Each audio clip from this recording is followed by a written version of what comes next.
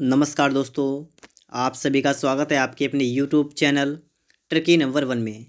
दोस्तों, इस वीडियो में हम लोग जीके जीएस के प्रश्नों को पढ़ेंगे। ये प्रश्न आपके एग्ज़ाम के लिए काफ़ी ज़्यादा इम्पॉर्टेंट हैं, तो इसलिए आप लोग इस वीडियो में लास्ट तक बने रहिएगा। चैनल पर अगर आप लोग पहली बार आए हैं तो आप लोग चैनल को सब्सक्राइब भी कर लीजिएगा। तो चलिए स्टार्ट करते हैं। यहाँ पर पहला प्रश्न आप सभी के सामने लिखा हुआ है। बांग्लादेश में प्रवेश करने के बाद गंगा की मुख्य शाखा को किस नाम से जाना जाता है? राइट आंसर आपका हो जाएगा ऑप्शन नंबर डी, पद्मा नदी के नाम से जानते हैं। ठीक है, बांग्लादेश में प्रवेश करने के बाद गंगा की जो मुख्य शाखा होती है उसका नाम चेंज हो जाता है और उसका नाम क्या हो जाता है? पद्मा नाम उसका हो जाता है। ठीक है, इसके बाद आप लोग अगला प्रश्न यहाँ पर देखेंगे। प्रधानमंत्री ने लिखा हुआ है कि 12वें दक्षिण एशियाई खेलों का उद्घाटन 5 फरवरी 2016 को कहाँ पर किया था? तो ये किया था गुवाहाटी में। इसके बाद में आप लोग अगला प्रश्न देखेंगे। कुष्ठ रोग को और किस नाम से भी जाना जाता है? जो कुष्ठ रोग होता है उसको किस नाम से भी जानते हैं? हैंसेन रोग के नाम से भी जानते हैं। किस नाम से जानते हैं? हैंसेन रोग के नाम से भी जानते हैं। आगे देखिए, 2015 के अंत तक भारत ने अंटार्कटिका में कितने अनुसंधान स्टेशन स्थापित कर दिए हैं? तो कितने कर दिए हैं? 3। ठीक है, कौन कौन से नाम बताइएगा? दक्षिण गंगोत्री, मैत्री और भारती। दक्षिणी गंगोत्री, मैत्री और भारती। एक जनरेटर रूपांतरित करता है। जो एक जनरेटर होता है ये क्या करता है? तो ये यांत्रिक ऊर्जा को विद्युत ऊर्जा में रूपांतरित करता है। ठीक है, यांत्रिक ऊर्जा को विद्युत ऊर्जा में, जनरेटर कहें या डायनेमो कहें। ठीक है, और इसके बाद में अगर आपसे कहा जाए कि एक जो ट्यूबलाइट होती है वो क्या करती है? तो जो ट्यूबलाइट होती है ये विद्युत ऊर्जा को प्रकाश ऊर्जा में रूपांतरित कर देती है। सोलर सेल क्या करती है? वो सौर ऊर्जा को विद्युत ऊर्जा में परिवर्तित करती है। ठीक है, आगे देखिएगा। निम्नलिखित में से कौन सा एक बौना ग्रह कहा जाता है? तो बौना ग्रह की बात की गई है प्लूटो। ठीक है, प्लूटो। अगस्त 2006 में प्लूटो को ग्रह से बाहर कर बौना ग्रह के अंतर्गत रखा गया है। ठीक है, प्लूटो को ग्रहों की संख्या से निकाल दिया गया है। आगे देखिए, इसके बाद में आप लोग यहाँ पर देखेंगे आरआरबी एनटीपीसी स्टेज 1 और आपको एग्ज़ाम डेट रखी है कि इस तारीख का ये एग्ज़ाम है। आप देख सकते हैं यहाँ पर GSLV का पूरा नाम क्या है? तो इसका पूरा नाम क्या है? इसका पूरा नाम है जियो सिंक्रोनस सैटेलाइट लॉन्च व्हीकल। ठीक है, GSLV क्या होता है? GSLV से जो है सैटेलाइट वगैरह को लॉन्च किया जाता है। ठीक है, आगे आप लोग यहाँ पर देखेंगे। यहाँ पर आप देखिएगा, यहाँ पर क्या लिखा हुआ है कि डैश तत्वों और मानव जैसी प्रजातियों जैसे कि बंदर है, वानर है, वन मानुष आदि के व्यवहार का अध्ययन क्या कहलाता है? तो ये जो अध्ययन होता है ना ये कहलाता है प्राइमेटोलॉजी। क्या कहलाता है? प्राइमेटोलॉजी। आगे देखिए, इसके बाद नारी प्रस्तावना में निहित शब्द गणराज्य का अर्थ निम्नलिखित में से कौन सा इंगित नहीं करता है? गणराज्य का अर्थ जो है कौन सा इंगित नहीं करता है? तो ये डी वाला हटा दीजिएगा। ठीक है, जाति, रंग, धर्म, लिंग आदि के आधार पर किसी भी सामाजिक भेदभाव के बिना सभी नागरिक के प्रति समान व्यवहार किया जाता है। यहाँ पर पूछा क्या गया है? नारी प्रस्तावना में निहित शब्द गणराज्य का ही अर्थ निम्नलिखित में से कौन इंगित नहीं करता है? तो हटाइएगा। इसका मतलब है गणराज्य से मतलब इसका नहीं होता है। ठीक है, गणराज्य से मतलब किसका होता है कि राज्य का मुखिया एक निश्चित अवधि के लिए प्रत्यक्ष या परोक्ष रूप से चुना आता है। सही बात है। राजनीतिक संप्रभुता लोगों में निहित है, न कि एक ही व्यक्ति में। किसी भी विशेष अधिकार प्राप्त वर्ग की अनुपस्थिति में भी सभी सरकारी कार्यालय बिना किसी भेदभाव के हर नागरिक के लिए खुले रहेंगे। ये रहता है गणराज्य का मतलब। गणराज्य का मतलब ये नहीं होता है कि जाति, रंग, धर्म, लिंग के आधार पर किसी भी सामाजिक भेदभाव के लोग बिना सभी नागरिकों के प्रति समान व्यवहार किया जाता है। ये जो है गणराज्य के अंतर्गत नहीं आता है। ठीक है, निम्न में से कौन सा जिंक का उच्चतम स्रोत कौन सा है? तो जिंक का उच्चतम स्रोत है अष्टभुज। क्या है? अष्टभुज। इसके बाद में अगर आपसे कहा जाए कि प्रोटीन का सबसे अच्छा स्रोत क्या होता है? तो प्रोटीन का सबसे अच्छा स्रोत जो होता है वो होता है सोयाबीन। ठीक है। उसके बाद अगर आपसे कहा जाए कि आयरन का सबसे अच्छा स्रोत क्या होता है, तो आयरन का जो उत्तम स्रोत होता है वो होता है पालक में लोहा पाया जाता है, मतलब आयरन। ठीक है। इसके बाद में आप आगे देखिएगा, विश्वविद्यालय अनुदान आयोग यूजीसी जो होता है विश्व का सबसे बड़ा डैश मतलब नामक भाषा पोर्टल परियोजना का शुभारंभ करेगा। तो किसका शुभारंभ करेगा? भारतवाणी का। कोसी बाढ़ नियंत्रण और सिंचाई योजना किस प्रदेश में स्थित है? तो ये किस प्रदेश में है? तो ये जो है ये है बिहार में। ठीक है, बिहार में। बिहार का शोक किसे कहते हैं? तो कोसी नदी को बिहार का शोक कहा जाता है, क्योंकि कोसी नदी जो होती है वो अपने जो मार्ग उसके होते हैं ना, वो मार्ग मतलब कई मार्गों के लिए विख्यात है। ठीक है, मार्ग बदलने के लिए विख्यात है। आगे देखेंगे आप लोग इसके बाद में। अगला प्रश्न आपका है, जब अग्निशमक की नोब को दबाया जाता है तो कार्बन डाइऑक्साइड गैस का उत्पादन करने के लिए और किस अम्ल में मिल जाता है? बात समझिए आप लोग। क्या है कि जब अग्निशमक की नोब को दबाया जाता है तो कार्बन डाइऑक्साइड गैस का उत्पादन करने के लिए कौन सा अम्ल किस में मिल जाता है? तो यहाँ पर जो आपका राइट आंसर है वो आपका सी है। सल्फ्यूरिक अम्ल जो होता है ये सोडियम हाइड्रोजन कार्बोनेट में मिल जाता है। ठीक है। आग बुझाने के लिए CO2 गैस का प्रयोग करते हैं, और जो आपकी ठोस कार्बन डाइऑक्साइड गैस होती है उसको हम लोग शुष्क बर्फ के नाम से भी जानते हैं। गोवा में मशहूर चर्च का नाम क्या है जहां सेंट फ्रांसिस जेवियर का पार्थिव शरीर रखा गया है और यह यूनेस्को की विश्व धरोहर की सूची में भी शामिल किया गया है? तो इसका नाम आपसे पूछा गया है तो आप बताएंगे बोम जीसस का बसीलिका। इसके बाद में आप आगे देखेंगे, यहाँ पर लिखा है स्मैप सैटेलाइट जो पृथ्वी पर मिट्टी की नमी को मापने और निरीक्षण का कार्य करती है, इसे किसने लॉन्च किया था? इसको लॉन्च किया गया था नासा के द्वारा। ऑप्शन ए करेक्ट होगा।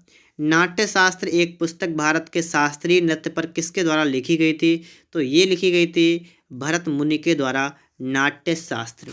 ठीक है, भरत मुनि के द्वारा। महाभारत के रचयिता कौन है? तो महाभारत के रचयिता हैं वेद व्यास। महाभारत किसने लिखा? वेद व्यास ने। रामचरितमानस किसने लिखा? तुलसीदास ने लिखा।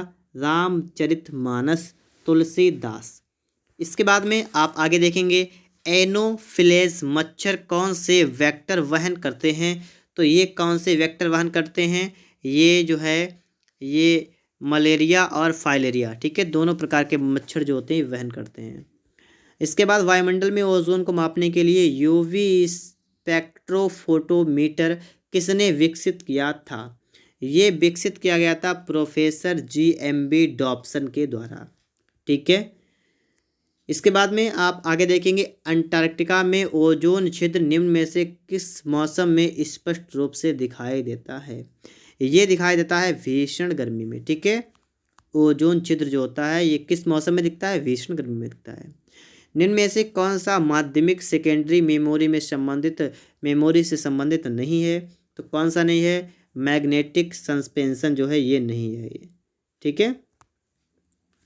अंग्रेजी ईस्ट इंडिया कंपनी को डैश नाम से भी जाना जाता है। तो अंग्रेजी जो ईस्ट इंडिया कंपनी है उसको किस अन्य नाम से भी जानते हैं? इसको जानते हैं जॉन कंपनी के नाम से भी जानते हैं। ईस्ट इंडिया कंपनी की स्थापना 31 दिसंबर 1600 में की गई थी। इसके बाद आगे देखिएगा, इसमें निम्नलिखित में से कौन सा हिंदुस्तान सोशलिस्ट रिपब्लिकन एसोसिएशन का सदस्य नहीं था? तो कौन इसका सदस्य नहीं था? नाना साहब इसके सदस्य नहीं थे, और यहाँ पर जितने लिखे हुए हैं ये सभी इसके सदस्य थे। ठीक है। आगे देखें, अमेरिका में national aeronautics and space act कब पारित हुआ था? तो ये अमेरिका में पारित हुआ था 1958 में। ठीक है। आगे देखिए, इसके बाद जगमोहन डालमिया के अचानक निधन के बाद BCCI के नए अध्यक्ष के रूप में किसे नियुक्त किया गया था? तो ये नियुक्त किया गया था शशांक मनोहर को। इसके बाद आगे देखेंगे आप लोग, यहाँ पर अगला प्रश्न है कि राष्ट्रीय जल मिशन जलवायु परिवर्तन पर राष्ट्रीय कार्य योजना के तहत गठित किया गया है और इसे माननीय प्रधानमंत्री द्वारा किस साल शुरू किया गया? तो ये शुरू किया गया 2008 में।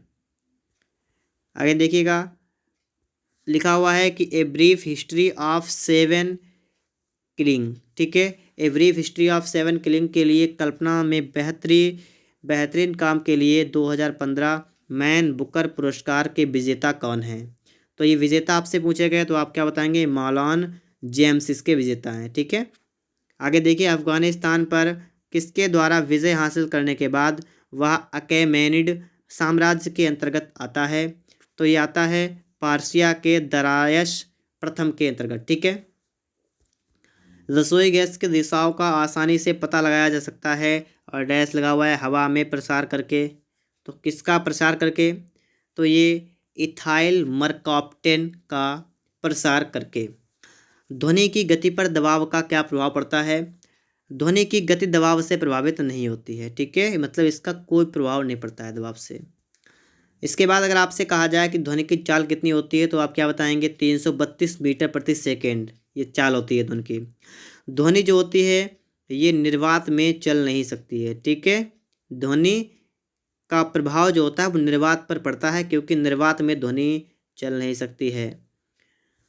इसके बाद में ध्वनि की चाल ठोसों में ज़्यादा होती है। आपको पता होगा, अगर आप किसी भी लोहे की चीज़ को बजाएंगे तो उसमें ज़्यादा आवाज़ होती है।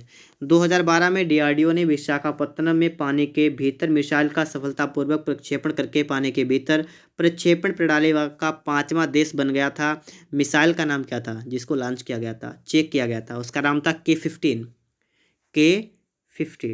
ठीक है। इसके बाद में आप लोग आगे देखेंगे कि ललित कला अकादमी किस उद्देश्य के साथ स्थापित की गई थी? तो ये स्थापित की गई थी, इसका उद्देश्य था चित्रकला, वास्तुकला, प्रयोग के क्षेत्र में अध्ययन और अनुसंधान को बढ़ावा देने और प्रोत्साहन करने के लिए। आगे देखिए, इसके बाद राष्ट्रीय आपदा प्रतिक्रिया बल द्वारा 2015 दक्षिण एशियाई वार्षिक आपदा प्रबंधन अभ्यास NDRF में किए गए संयुक्त अभ्यास की मेज़बानी किस शहर ने की थी? तो ये की गई थी नई दिल्ली के द्वारा। लिखा हुआ है डैश इंटरनेट पर लोगों के बीच वास्तविक टेलीफोन कॉल क्या है?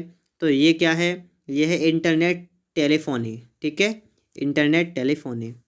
आगे देखिए, इसके बाद नील बोहर ये लिखा हुआ है कि आधुनिक आवर्त सारणी के संदर्भ में निम्न में से क्या सही नहीं है? तो क्या सही नहीं है? वह तत्व जिसकी अणु संख्या 57 से 70 होती है उसे लैंथेनाइड श्रृंखला कहा जाता है, ये सही नहीं है।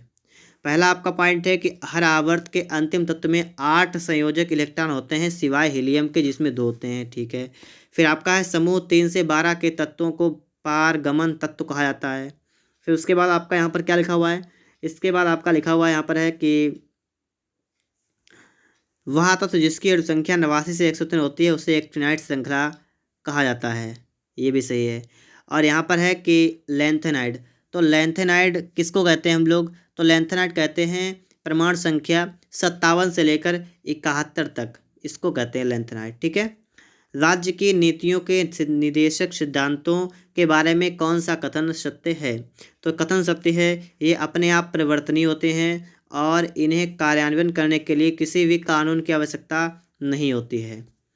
जिस तापमान पर तरल के वाष्प का दबाव ठोस के वाष्प के बराबर होता है उसे हम लोग क्या कहते हैं? जिस तापमान पर तरल के वाष्प का दबाव ठोस के वाष्प के बराबर होता है तो इस कंडीशन को हम लोग कहते हैं हिमांक बिंदु। भारत की पर्वतीय रेल जो यूनेस्को का विश्व विरासत स्थल है, इसके अंतर्गत कौन से 3 रेलवे आते हैं? निम्नलिखित में से कौन सा इसके अंतर्गत नहीं आता है? मतलब 3 आते हैं, 1 नहीं आता है, तो कौन सा नहीं आता है? तो कश्मीर रेलवे नहीं आता है। दार्जिलिंग हिमालय रेलवे आता है, नीलगिरी आता है, कालका हिमालय आता है, ठीक है। आगे देखिए, अंतरिक्ष यात्री डैश अंतरिक्ष में प्रवेश करने और पृथ्वी की परिक्रमा करने वाला पहला मानव कौन बन गया था? तो आप सभी को पता होना चाहिए, ये था यूरी गागरिन। कौन था? Yuri Gagarin. फल चमगादड़ निम्नलिखित में से कौन से रोग के रोगाणुओं के प्राकृतिक पोषक होते हैं? तो ये पोषक होते हैं इबोला बुखार के, ठीक है। किसके? इबोला बुखार। इबोला वायरस जनित रोग है। योगेश्वर दत्त को 2011 से 12 के लिए राजीव गांधी खेल रत्न से सम्मानित किया गया था, वह किस खेल से जुड़ा है? तो ये जो है जुड़े हैं किस खेल से? कुश्ती से। शिक्षा ऋण पाने के इच्छुक छात्रों के लिए NSDL गवर्नेंस इंफ्रास्ट्रक्चर लिमिटेड द्वारा विकसित और बनाए रखने वाले शिक्षा ऋण पोर्टल का नाम क्या है? जिससे कि शिक्षा के लिए ऋण मिल सकता है। उस पोर्टल का नाम क्या है? www. लिखा हुआ है vidyalakshmi.co.in। ठीक है, आगे देखिए इसके बाद में यहाँ पर आप देख सकते हैं, यहाँ पर लिखा है कि डैश सबसे तेज़ मेमोरी है, मतलब कौन सी मेमोरी सबसे तेज़ है? तो कौन सी है? रजिस्टर। ठीक है, रजिस्टर सबसे तेज़ मेमोरी है। ठीक है, इसके बाद में आप आगे देखेंगे कि हीमोफीलिया किसका उदाहरण है? तो हीमोफीलिया एक आनुवंशिक रोग होता है। तो बी ऑप्शन यहाँ पर आपका बन जाएगा, आनुवंशिक रोग होता है। ठीक है, रक्त का थक्का इसमें नहीं जमता है और यह मुख्यतः पुरुषों में होता है। ठीक है, लिखा है पुस्तक लिखे to the brink and back India's 1991 story के लेखक कौन है? तो इसके लेखक आपसे पूछे गए हैं जयराम रमेश। कौन है? जयराम रमेश। एक व्यक्ति लिफ्ट के अंदर वजन पैमाने पर खड़ा है और लिफ्ट ऊपर की ओर तेजी से चलना शुरू कर देती है, तो ऐसे कंडीशन में क्या होगा? पैमाना वजन अधिक दिखाएगा। ठीक है, ठीक है, आगे देखेंगे हम लोग। इसके बाद में अगला प्रश्न है कि शब्द dog paddle, snorkelling, gliding, turtle, stroke किसके साथ जुड़े हुए हैं? तो ये जुड़े हुए हैं तैराकी के साथ। ठीक है, किसके साथ? तैराकी के साथ जुड़े हुए हैं। आगे देखिए यहाँ पर भारतीय अंतरिक्ष अनुसंधान के क्षेत्र में बड़ी सफलता डैश की स्थापना के साथ आई थी। तो किसकी स्थापना के साथ आए थे? भौतिक अनुसंधान प्रयोगशाला के साथ। ठीक है, भौतिक अनुसंधान प्रयोगशाला के साथ। इनमें से कौन सी एक रासायनिक प्रतिक्रिया नहीं है? रासायनिक कौन सी नहीं है? तो गुरुत्वाकर्षण रासायनिक अभिक्रिया नहीं होती है। अपघटन, ऑक्सीकरण, हाइड्रोलिसिस, ये सभी रासायनिक क्रिया के अंतर्गत आती हैं। रासायनिक क्रिया के अंतर्गत आगे देखिएगा कि हाल ही में टाटा मोटर्स ने फुटबॉल सुपरस्टार डैश को अपने यात्री वाहनों के पोर्टफोलियो के लिए वैश्विक ब्रांड एम्बेसडर बनाया है। तो किसको बनाया है? ये बनाया गया है लियोनेल मेसी को। आईपीसी का पूरा नाम क्या है? Indian panel code, Indian panel code, भारतीय पैनल कोड। दोस्तों इस तरीके से हमारी वीडियो यहीं पर समाप्त होती है। अगर आप सभी को वीडियो पसंद आया हो तो आप लोग वीडियो को लाइक और चैनल को सब्सक्राइब जरूर करिएगा।